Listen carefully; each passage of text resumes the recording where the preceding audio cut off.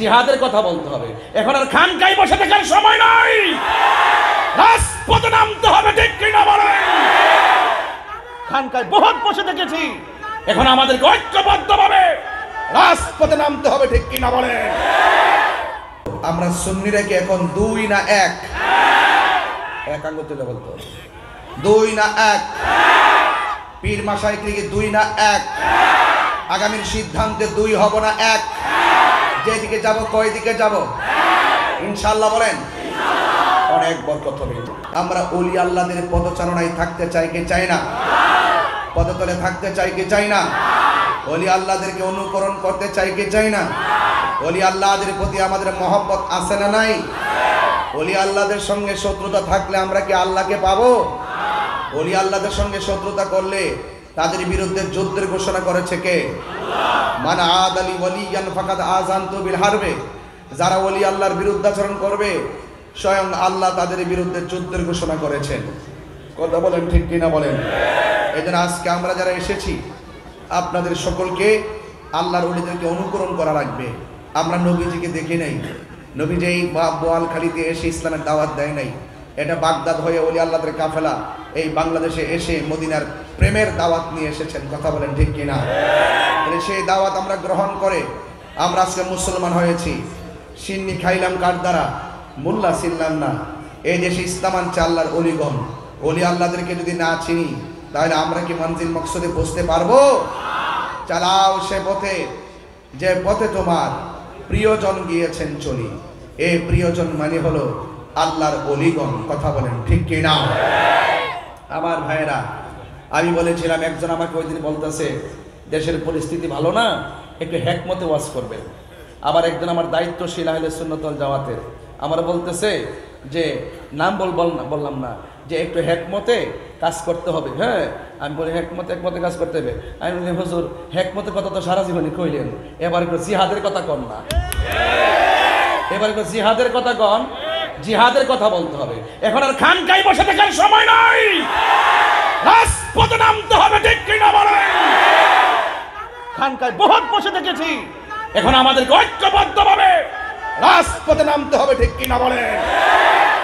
কারণ এই রক্ত, যদি আমি রক্ত দিতে পারি হকের জন্যে, আমি গতকাল একটা হাদিস পড়েছিলাম, যদি রক্ত দিতে পারি হকের জন্যে তাহলে আমাদের মর্যাদা আমার আল্লাহ রাব্বুল আলামিন বাড়াইয়ে দিবেন।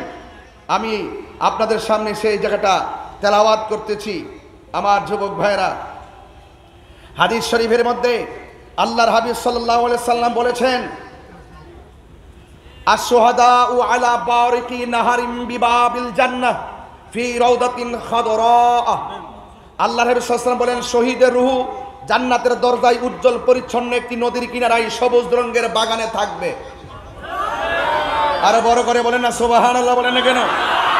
ইয়াখরুজু আলাইহিম রিজকুহুম মিনাল জান্নাতি বুকরাতা ওয়া আশিয়া। আল্লাহর হাবিব সাল্লাল্লাহু আলাইহি ওয়াসাল্লাম বলেন, জান্নাত থেকে তাদের জন্য সকাল সন্ধ্যা রিজিক আসতে থাকবে, সকাল সন্ধ্যা রিজিক আসতে থাকবে। তাহলে হকের জন্য জীবন দিলে আমাদের লাভ আছে না নাই? হকের জন্য রক্ত দিলে রক্তর দাম আছে না নাই? ওয়ালা তাহসাবান্নাল্লাযীনা কুতিলু ফী সাবিলিল্লাহি আমওয়াতান বাল আহইয়াউন ইনদা রাব্বিহিম ইরযাকুন। আল্লাহ রাব্বুল আলামিন বলছেন, যারা আমি আল্লাহর পথে জীবন দেই, যারা হকের জন্য জীবন দেই, তাদেরকে তোমরা মৃত বলে ধারণা করিও না, তারা হলো জিন্দা। শুধু জিন্দা নয়, ইনদা রাব্বিহিম ইরযাকুন, আমি আল্লাহর পক্ষ থেকে তারা জান্নাতি খাবার প্রাপ্ত। তাহলে এই দেহ হকের জন্য বিলায়ে দিলে কি লস আছে? আরো বড় করে লস আছে। আর এক জায়গা বলছে, ওয়ালা তাকুলু লিমান ইউকতালু ফি সাবিলিল্লাহি আমওয়াত বাল আহইয়াউ ওয়ালাকিন লা তাশউরুন। আল্লাহ রাব্বুল আলামিন বলছেন, আমি আল্লাহর পথে যারা জীবন দেয় তাদেরকে মৃত বলিও না। এক জায়গায় বলে তোমরা ধারণাও করিও না, আরেক জায়গায় বলে তোমরা মুখেও বলিও না। তার মানে বোঝা গেল হকের জন্য যারা জীবন দেয় তাদেরকে মৃত বলা যাবে না, মুখেও বলা যাবে না, মনস্তাত্ত্বিক ভাবেও ধারণাও করা যাবে না যে ওরা মরা। আল্লাহ বলছে জিন্দা। এই মরা আবার জিন্দা কিভাবে? আল্লাহ তো ওয়ালাকিন লা তাশউরুন, এটা বুঝার মতো মেমোরি আমি তোমাদেরকে দেই নাই। এই জন্য যারা এটা বুঝে তারা মুমিন, যারা বুঝে না তারা বেঈমান। Right right. এই জন্য বলবো একটু জিহাদের ওয়াজ হবে। কিসের ওয়াজ হবে? জিহাদ নরম না গরম? আমাদের গায়ের মনোবলকে শক্ত করতে হবে, হৃদয়কে নরম করতে হবে। কথা বলেন ঠিক কিনা বলেন? বলেন, হৃদয় যখন নরম হবে আর যখন জিহাদের চেতনা চলে আসবে, আপনার গায়ের জোর বাড়াবেন কে? অন্ধকারে থাকলে আলোর দিকে নিয়ে যাবেন কে? আল্লাহু ওয়ালিয়ুল্লাযীনা আমানু ইখরিজুহুম মিনাজ-যুলুমাতি ইলান-নূর। আল্লাহ রাব্বুল আলামিনের বন্ধু যারা হবে, আল্লাহ রাব্বুল আলামিনের বন্ধু তারাই হবে যারা ঈমানদার। আর যারা ঈমানদার হবে, আল্লাহ রাব্বুল আলামিন তাদেরকে অন্ধকার থেকে বের করে, অন্ধকার সমাজ থেকে বের করে আমার আল্লাহ রাব্বুল আলামিন তাদেরকে আলোর পথে নিয়ে যাবে। চিৎকার মেরে কে সুবহানাল্লাহ বলা যাবে না?